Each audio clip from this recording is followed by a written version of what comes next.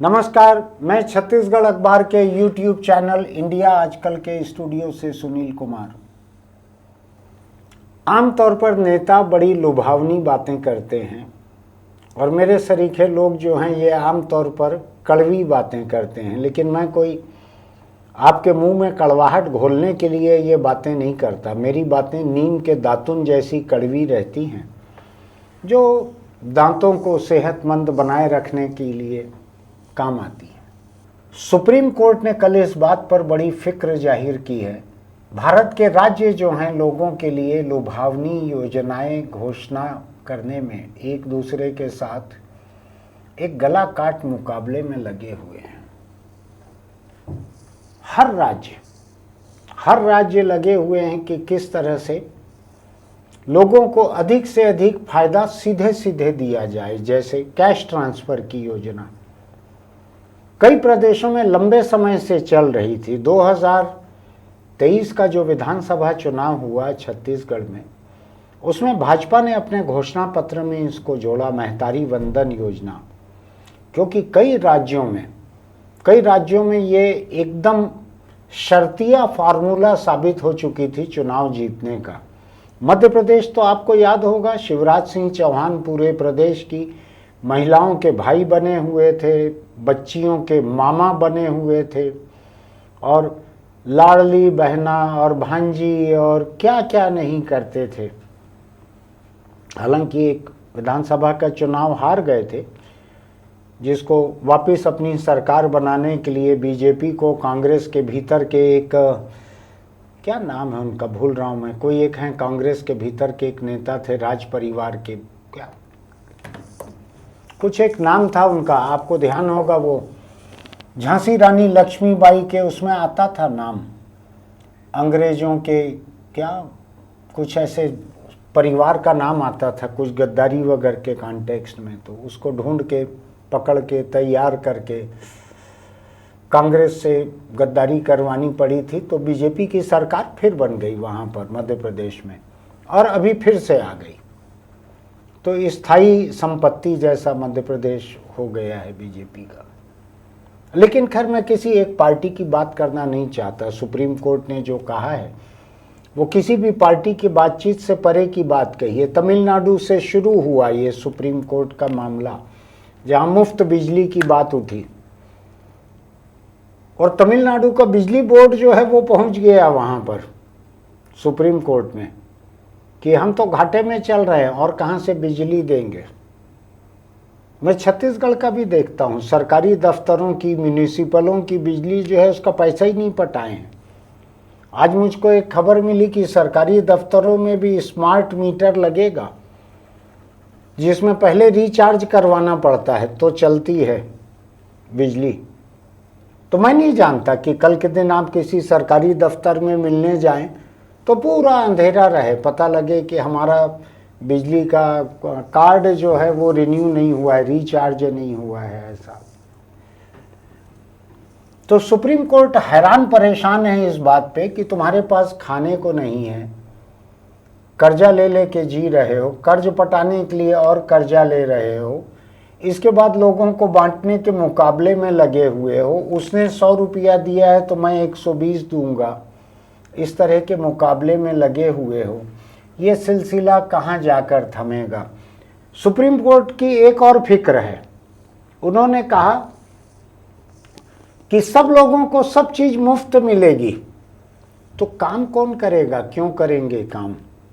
कई लोगों से, ये टैक्स पेयर जो रहते हैं ना, मेरे जैसे लोग, मेरा तो टैक्स वैक्स बनता नहीं है, 1-2 हज़ार रुपया बनता है, लेकिन मेरे जैसे जो लोग हैं जो मध्यम वर्ग के या हायर मिडिल क्लास के हैं, उन लोगों के मन में सवाल उठता है कि हम लोगों से टैक्स लेके सरकार इन लोगों को मुफ्त में बांट रही है, इनको आलसी बना रही है, कामचोर बना रही है, ये काम के लायक नहीं रह जाएंगे। ऐसा पूरे देश में चल रहा है। कंस्ट्रक्शन के लिए मजदूर नहीं मिलते, लोगों को घरों में कामकाज के लिए कामगार नहीं मिलते, जिसको नौकर नौकरानियां कहते हैं, मैं थोड़ा कामगार बोलना पसंद करता हूँ, नहीं मिलते, इसलिए कि सरकार की योजनाओं में उनको बच्चा पैदा होना है तो अस्पताल फ्री, बच्चे का टीकाकरण फ्री, बच्चे के लिए पोषण आहार फ्री, जननी के लिए पोषण आहार फ्री। इसके बाद बच्चा स्कूल जाने के उम्र का हुआ या हुई तो school free, uniform free, copy किताब free, mid day meal free. बच्चे को घर लेके गए तो घर में जो अनाज आता है राशन कार्ड से वो 1 रुपया 2 रुपया किलो में मिलता है। अलग अलग राज्यों में थोड़ा बहुत कम ज़्यादा रेट होगा, वो फ्री। और केंद्र सरकार जो राशन देती है वो फ्री बोलने से कई लोगों को आपत्ति है, लेकिन मैं फिर भी उस बात को कह रहा हूँ। वो 5 किलो प्रति व्यक्ति प्रति माह अनाज मिलता है, वो फ्री।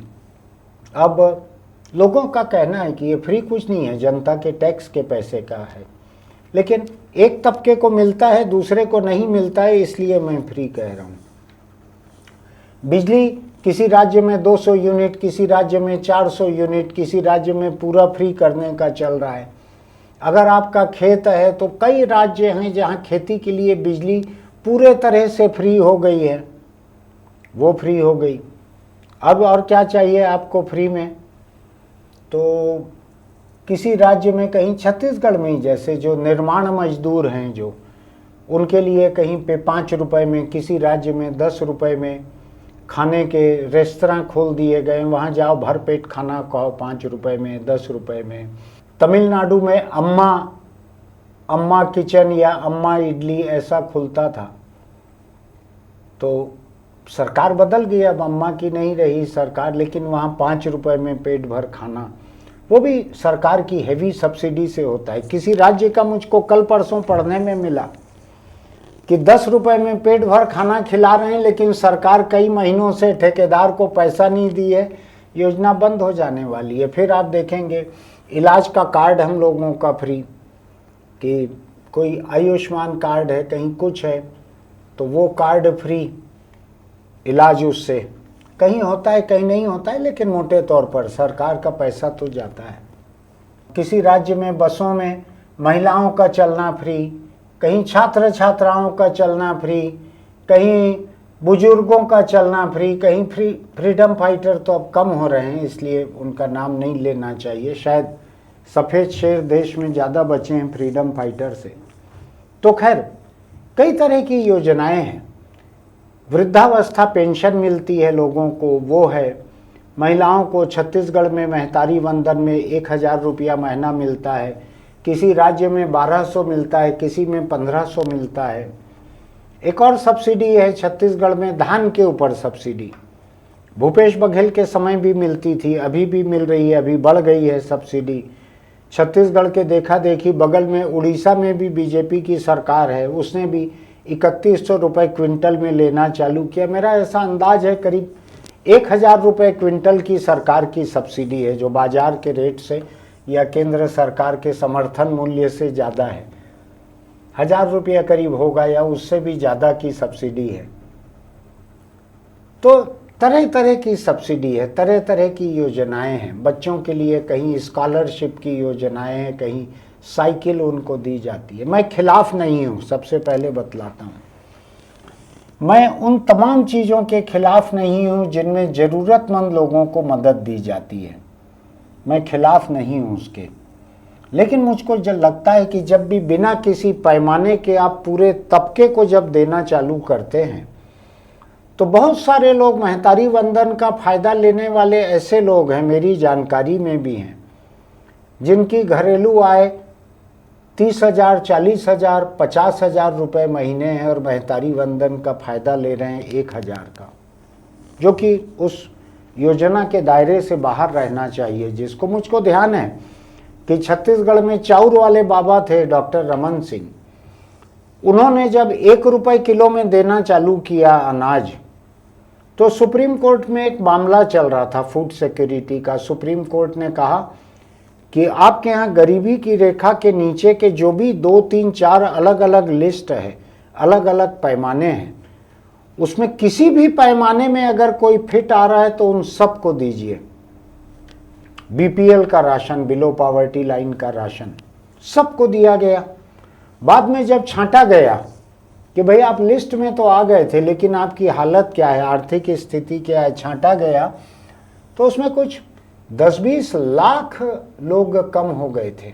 10-20 लाख लोग कम हुए थे, लोग या परिवार, बड़े संख्या में लोग घटे थे उसमें।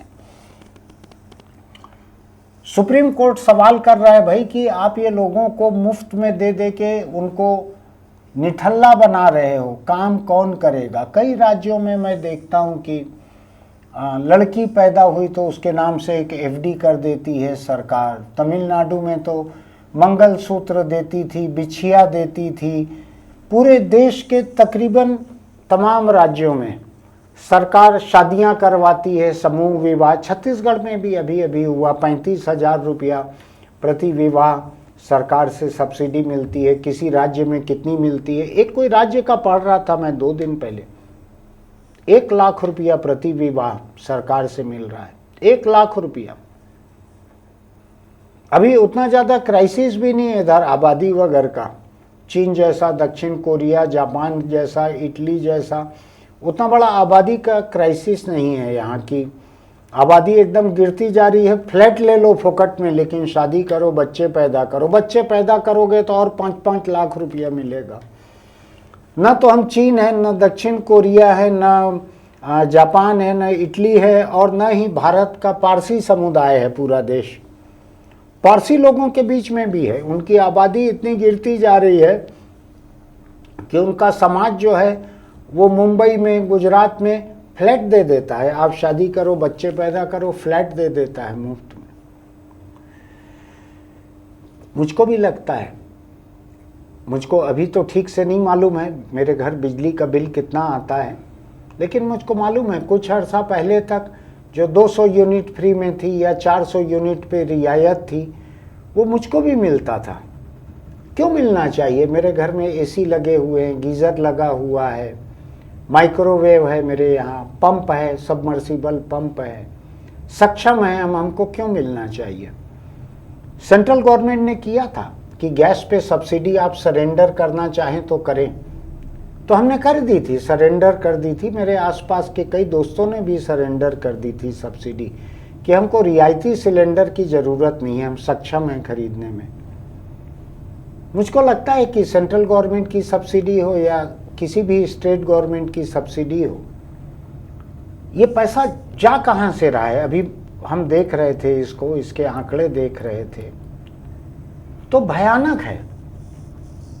मैं आपको थोड़ी सी जानकारी कुछ एक बतलाता हूँ, सब नहीं बतलाता।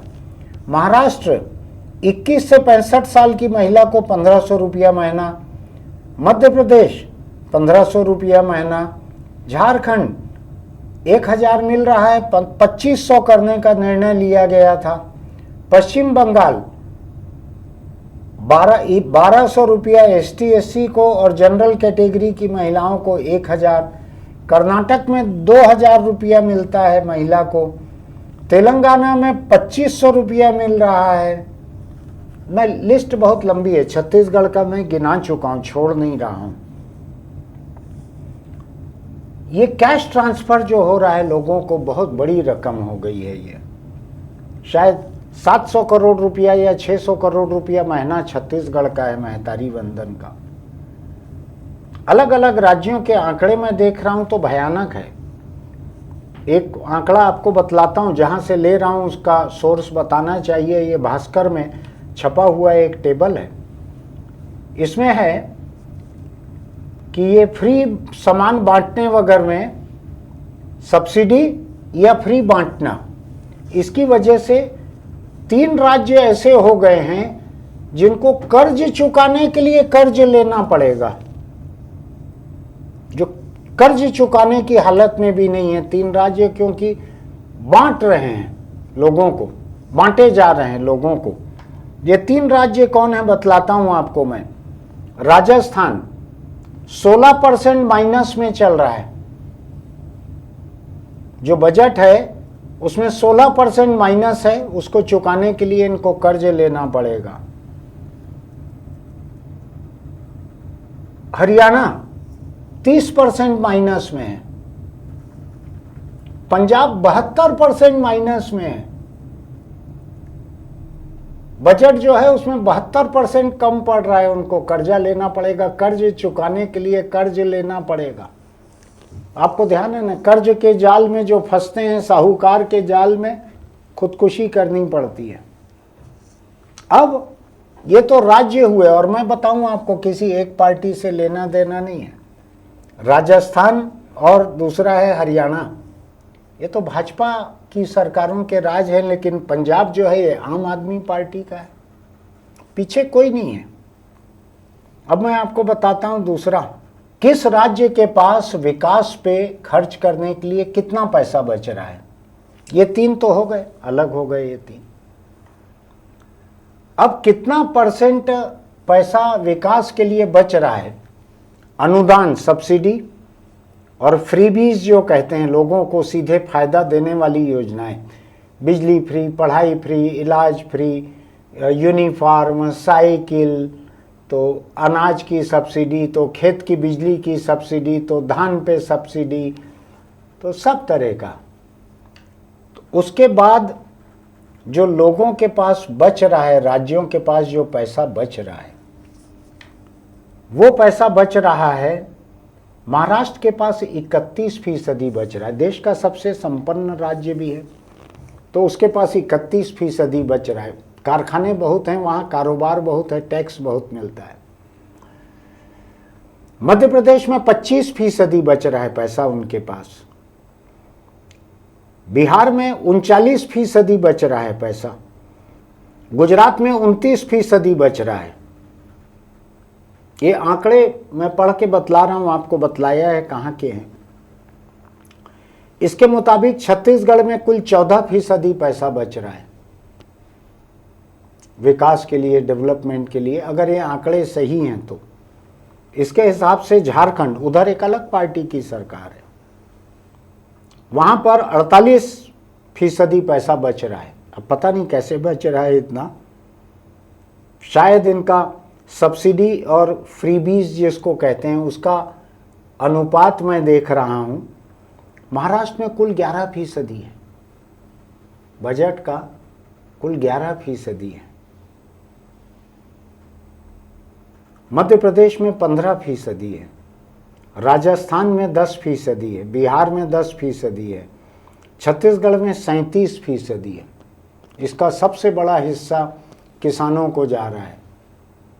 धान जिस दाम पे खरीदा जा रहा है, यहाँ पे देश में कहीं नहीं खरीदा जाता उतना।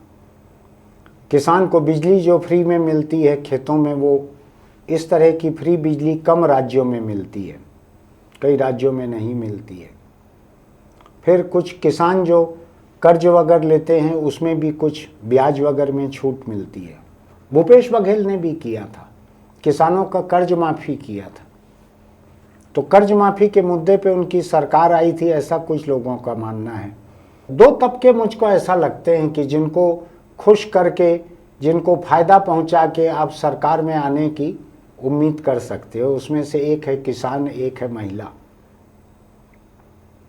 झारखंड ने सीमा में रखा है, 14% है वहाँ पे फ्रीबीज और सब्सिडी मिलाकर, ऐसी स्थिति है। छत्तीसगढ़ एक मामले में अच्छा है इस पूरी लिस्ट में, वो भी आपको बतला दूं मैं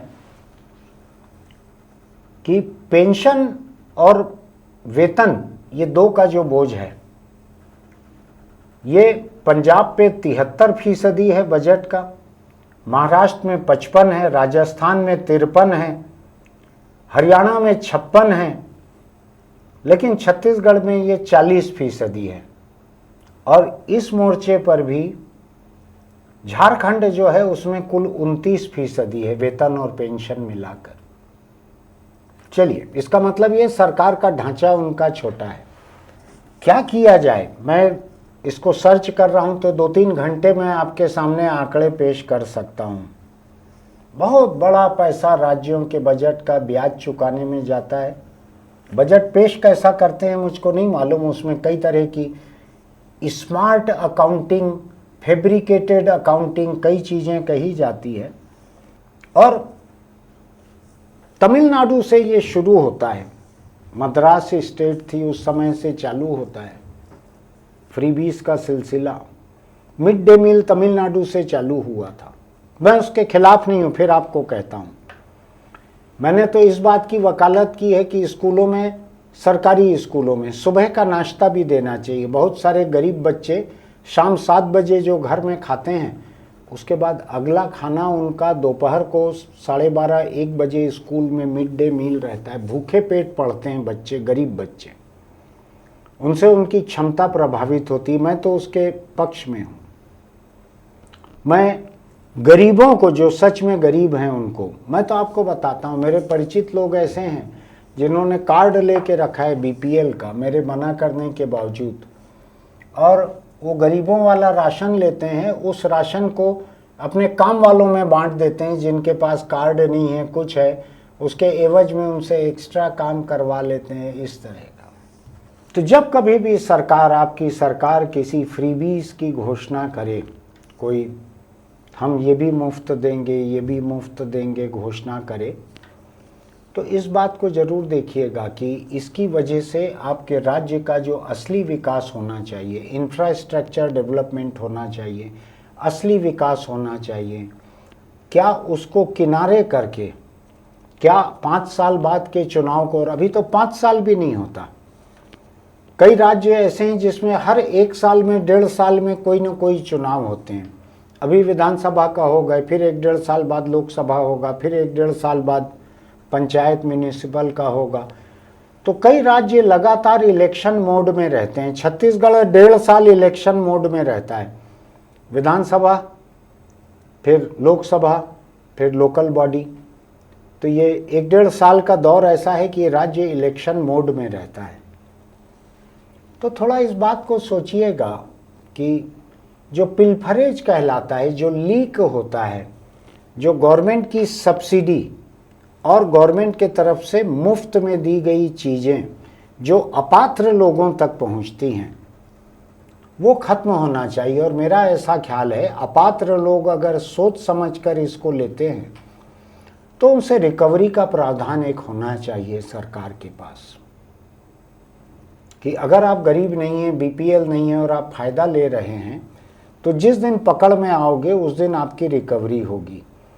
पैसा तो एक ही है ना, सरकार की जेब एक ही है।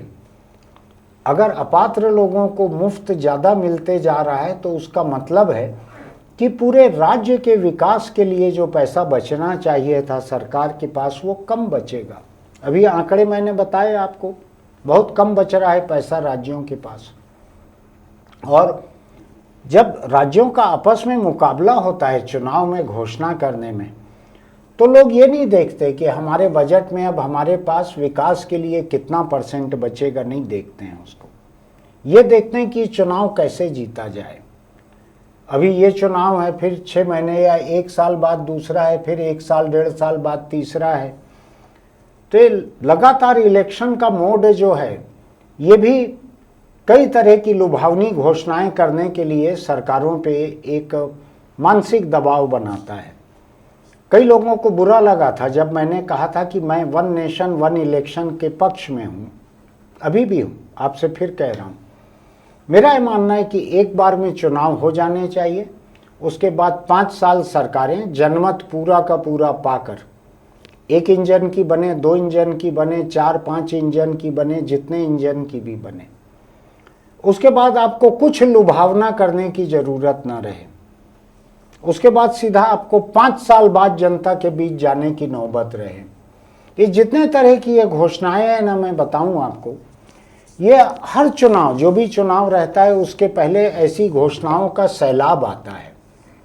लोग वोटर को कैसे रिझाएंगे, इस चुनाव में क्या है, मैनिफेस्टो में क्या है, कुछ ऐसा जोड़ो कि वोट मिले।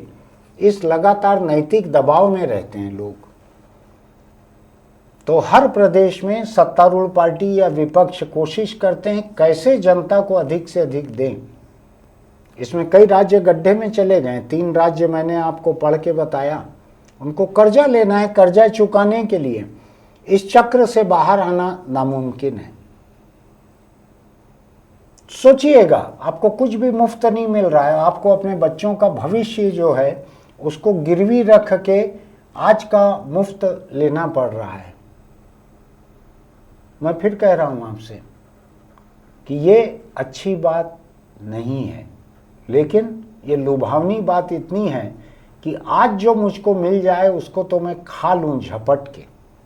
लोगों का मिजाज ऐसा हो गया है कि सरकार अगर जमाल घोटा देना चालू करे कि प्रति व्यक्ति 200 ग्राम जमाल घोटा मिलेगा, तो लोग 200 ग्राम जमाल घोटा लेके उसको भी खाना चालू कर देंगे। उसके बाद भले 30 दिन दस्त लगी रहे उनको।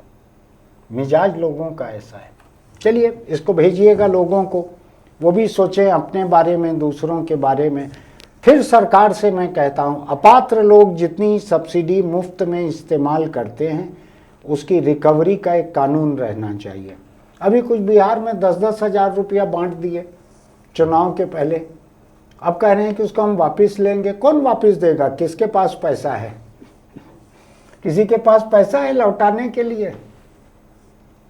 तो सब्सिडी का बेजा इस्तेमाल करने वाले अपात्र लोगों के खिलाफ कार्रवाई करना, रिकवरी करना, इसका कानून बनना चाहिए। तो कम से कम मेरा ऐसा ख्याल है कि 20-25% की चोरी जो है, डकैती, वो तो रुकेगी। फिर मिलते हैं। इसको भेजिएगा दोस्तों को, ये हर किसी को, हर हिंदुस्तानी को प्रभावित करने वाला मुद्दा है।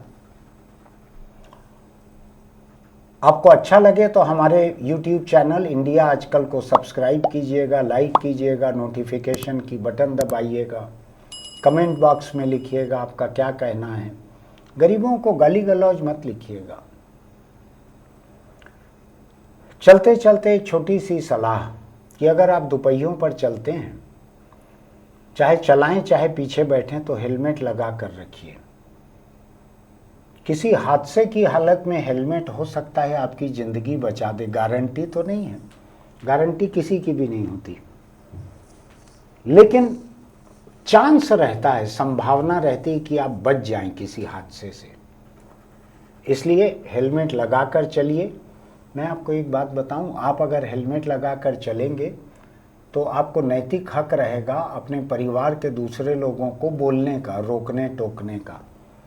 और न केवल आप अपने सिर को बचाएंगे, अपने पूरे परिवार के सिर को बचाएंगे, आने वाली पीढ़ी के लिए विरासत में एक मिसाल छोड़ के जाएंगे कि दोपहियों पर चल रहे हो तो हेलमेट लगा कर रखो। अगली पीढ़ी को पैदा करना, उसके लिए ज़मीन जायदाद, एफडी, दुकान मकान छोड़ना काफ़ी नहीं है। उसको हिफाजत से रहने की, महफूज रहने की आदतें भी आपको विरासत में छोड़ना चाहिए, जो आप बोल के नहीं छोड़ सकते। ये काका जी का, बाबू जी का, दादाजी का हेलमेट है, ऐसा घर में अगर उनको दिखते रहेगा तो उसका असर होगा। फिर मिलेंगे।